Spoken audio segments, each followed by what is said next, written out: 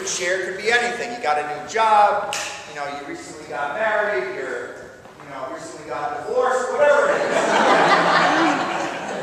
And then you can also share a ripple. So a ripple is something that you did that led to something else, or that somebody did that led to something else. So an example of a ripple is, I came to Network Night last month, and I met this person at Tri-C, and she was in the admissions, and I hooked her up with a group of high school basketball players, and the coach. So she has been meeting with them to help them prepare to apply to college.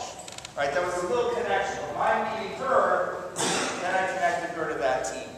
And so a little thing like that connection has led to some kids now getting ready to apply for college and help them in that application process.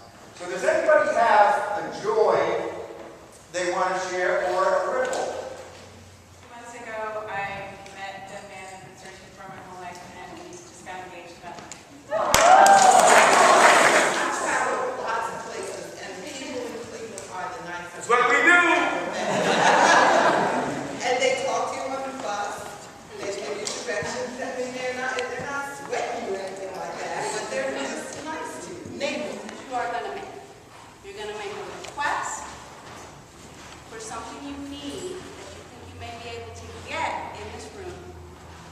You're going to make an offer of something that you have or that you do that you want to share with someone else. You're going to make a declaration. That's where you're going to stick your flag in your mouth and say, this is what I'm going to do. Kayla, can you give me an example of a good request? So a good request would be, maybe for this group, I'm from out of town, and I'm looking, where should I go for dinner tonight? Good offer. An offer could be, I have a truck. I don't have a truck. I wish I had a truck. I have a truck, and I have the ability to help people move. Or, maybe more pertinent tonight, I have a car, and if people needed rides somewhere, they're trying to get to a different part of town, I could offer that service to all of you tonight. And the declaration, somebody did this at one of my network nights. She said, she's like, I'm gonna start hiking and biking and lose some weight. And she just wanted to put it out to the world in that room to say, like, this is a commitment I made to myself and in front of all of you. And any way you want to help support me, I welcome. The timekeeper is one of the most important parts of the marketplace. Because you don't get 20 minutes to explain your request.